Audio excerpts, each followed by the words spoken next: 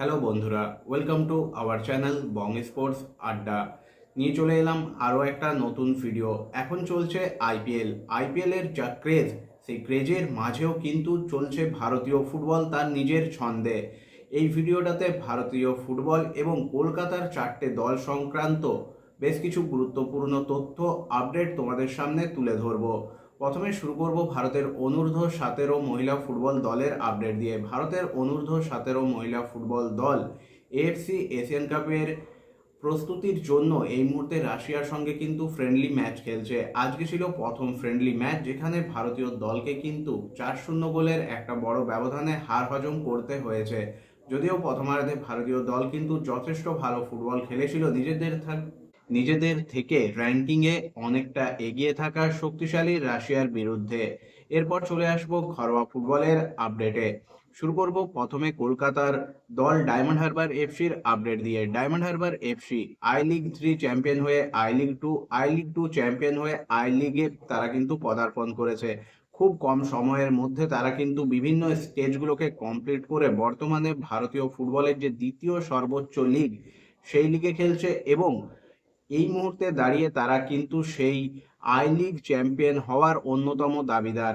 I-League যে বর্তমানে নাম পরিবর্তন করে ইন্ডিয়ান ফুটবল লিগ হয়েছে, সেখানে কিন্তু 8 ম্যাচ খেলে 19 পয়েন্ট নিয়ে লিগ তালিকায় শীর্ষে রয়েছে ডায়মন্ড হারবার এফসি। এখন কিন্তু ডায়মন্ড হারবার এফসির চ্যাম্পিয়ন হওয়াটা সময়ের অপেক্ষা বলতে পারো।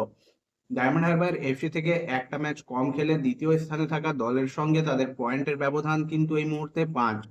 লাস্ট দুটো ম্যাচের মধ্যে যদি দ্বিতীয় স্থানে থাকা দলটা একটা ম্যাচে পয়েন্ট হারায়, তাহলে কিন্তু চ্যাম্পিয়ন হয়ে যাবে ডায়মন্ড হারবার এফসি, এবং লাস্ট ম্যাচে জিতলে বা ড্র করলেও কিন্তু চ্যাম্পিয়ন হবে diamond Harbour FC.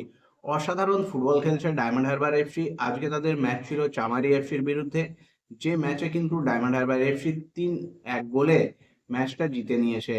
Diamond Harbour FC কিন্তু I-League-এর চ্যাম্পিয়ন হওয়ার অন্যতম দাবিদার, এবং তারা যদি চ্যাম্পিয়ন না হয় তাহলে সেটাই কিন্তু অবাক করার মতো বিষয় হবে। যে ধরনের ফুটবল, যে ধরনের পারফরমেন্স দলটা মেলে ধরেছে, তাতে তাদেরকে কিন্তু আমাদের অ্যাপ্রিসিয়েট করতেই হবে। এরপর চলে আসবো পরবর্তী আপডেটে। ইস্টবেঙ্গল মুখোমুখি হয়েছিল চেন্নাইন এফসির, যেখানে ইস্টবেঙ্গল কিন্তু আজকের ম্যাচে চেন্নাইন এফসিকে 3-1 গোলে পরাজিত করেছে। প্রথমার্ধটা কিন্তু 1-1 গোলে শেষ হয়েছিল। দ্বিতীয়ার্ধে ইস্টবেঙ্গল কিন্তু লাস্ট 15 মিনিটে আরো দুটো গোল দেয় চেন্নাইন এফসিকে, এবং এই ম্যাচ থেকে পুরো 3 পয়েন্ট নিয়ে ফেরে ইস্টবেঙ্গল। আজকের ম্যাচে ইস্টবেঙ্গল কিন্তু যথেষ্ট ভালো ফুটবল খেলেছে। প্রথমার্ধে ইস্টবেঙ্গল কিন্তু এগিয়ে থেকে মাঠ সারতে পারতো, তবে সেটা হয়নি। তবে দ্বিতীয়ার্ধে ইস্টবেঙ্গল কিন্তু যে ফুটবল খেলছিল, তাতেও গোল পেতে ইস্টবেঙ্গলকে কিন্তু দ্বিতীয়ার্ধের প্রায় 30 মিনিট অপেক্ষা করতে হয়, তারপরেই গোল আসে, এবং এই জয়ের ফলে ইস্টবেঙ্গল কিন্তু পয়েন্ট নিয়ে ঠিক মোহনবাগানের নিচে রয়েছে। এরপর চলে আসবো দিনের দ্বিতীয় খেলার আপডেটে। দিনের দ্বিতীয় খেলায় মুখোমুখি হয়েছে বেঙ্গালুরু এফসি এবং কেবিএফসি। যে মুহূর্তে ভিডিওটা রেকর্ড করছি, সেই মুহূর্তে কিন্তু স্কোর লাইন 2-1, কেবিএফসি 2 এবং বেঙ্গালুরু এফসি 1। বেঙ্গালুরু এফসি কিন্তু 34 মিনিটের মাথায় গোল করে এগিয়ে যায়, যদিও তারা প্রথমার্ধে লাল কার্ড দেখে 10 জন নিয়ে খেলছে পুরো ম্যাচে, এবং কেবিএফসি কিন্তু এই মুহূর্তে 2-1 গোলে এগিয়ে রয়েছে। অন্যদিকে এরপর চলে আসবো পরবর্তী যে আপডেট, সেটা হলো কালকে আইএসএল এর ম্যাচের আপডেট নিয়ে। কালকে আইএসএল এ কলকাতার দুই ভিন্ন ভিন্ন জায়গায় কিন্তু খেলতে নামছে। একদিকে মোহনবাগান সুপার জায়ান্ট, যারা মুখোমুখি হবে পাঞ্জাব এফসির। অন্যদিকে মোহামেডান স্পোর্টিং ক্লাব, যারা মুখোমুখি হবে আইএসএল এর নবাগত দল ইন্টার কাশির। দিনের প্রথম খেলায় মুখোমুখি হবে মোহামেডান স্পোর্টিং ক্লাব, প্রতিপক্ষ ইন্টার কাশি। মোহামেডান স্পোর্টিং ক্লাব কিন্তু লাস্ট 6টা ম্যাচের 6টাই হেরেছে, যেখানে ইন্টার কাশি কিন্তু দুটো জিতেছে, দুটো ড্র করেছে, এবং 3টে ম্যাচে তারা কিন্তু পরাজয়ের স্বাদ পেয়েছে। ইন্টার কাসিও যে খুব ভালো অবস্থায় রয়েছে সেটা নয়, তবে দলটা যথেষ্ট ব্যালেন্সড দল। কোচ অ্যান্টোনিও হাবাসের নেতৃত্বে দলটা কিন্তু চমক দেওয়ার ক্ষমতা রাখে, এবং দলটা কিন্তু যথেষ্ট লড়াই দিয়েছে পুরো টুর্নামেন্ট জুড়ে। কালকে আরো একটা কঠিন ম্যাচ মোহামেডান স্পোর্টিং ক্লাবের জন্য। মোহামেডানের জন্য প্রতিটা ম্যাচই কঠিন, কারণ এই মুহূর্তে মোহামেডানের লক্ষ্য শুধুমাত্র অবনমন বাঁচানো। দলটার সেটা ছাড়া আর কোনো রাস্তা এই মুহূর্তে নেই। পরপর ম্যাচ হারের হ্যাট্রিক, ডবল হ্যাট্রিক হয়ে গেছে। এরপর ট্রিপল হ্যাট্রিক হওয়ার সামনে মোহামেডান স্পোর্টিং ক্লাব লাস্ট ম্যাচে পাঞ্জাব এফসির বিরুদ্ধে প্রথমার্ধে প্রথম দিকে গোল পেয়ে এগিয়ে গেলেও মোহামেডান কিন্তু ভালো ফুটবল খেলেনি, এটা আমাদের মানতেই হবে, বরং অনেক বেটার ফুটবল খেলেছিল পাঞ্জাব এফসি। বল পজিশন, গোল লক্ষ্য করে শট, সমস্ত কিছুতেই। কালকেও যে মোহামেডান স্পোর্টিং ক্লাব বিরাট কিছু চমক দেবে সে আশা করা বৃথা। হ্যাঁ, হয়তো কিছুটা লড়াই দেবে। মোহামেডান কবে পয়েন্ট পাবে, কবে পয়েন্টের খাতা খুলবে, কবে জয় পাবে, সেটা এখন কিন্তু লাখ টাকার প্রশ্ন। মোহামেডান স্পোর্টিং ক্লাবের ম্যাচ মানেই এখন কিন্তু মানে ম্যাচের পরের দিন বা ম্যাচের আগের দিন প্রিভিউ রিভিউ সমস্ত জায়গাতেই হার নিয়েই আলোচনা করতে হয়, এবং দলের খারাপ পারফরমেন্স, দল গঠন, এই সমস্ত কিছু নিয়ে। মানে একটাও যে পজিটিভ নিউজ, সেই পজিটিভ নিউজ কিন্তু পাওয়া যায় না খুঁজে মোহামেডান স্পোর্টিং ক্লাবের খেলায় বা মোহামেডান স্পোর্টিং ক্লাবের ম্যানেজমেন্টকে নিয়ে। এরপর দিনের যে দ্বিতীয় খেলা রয়েছে সেখানে মুখোমুখি হবে মোহনবাগান সুপার জায়ান্ট, প্রতিপক্ষ পাঞ্জাব এফসি। যথেষ্ট শক্তিশালী দল, লাস্ট ম্যাচে জয় পেয়েছে। অন্যদিকে মোহনবাগান সুপার জায়ান্ট কিন্তু মাঝ রাস্তায় এসে খেই হারিয়ে ফেলেছে, পরপর হার, ড্র।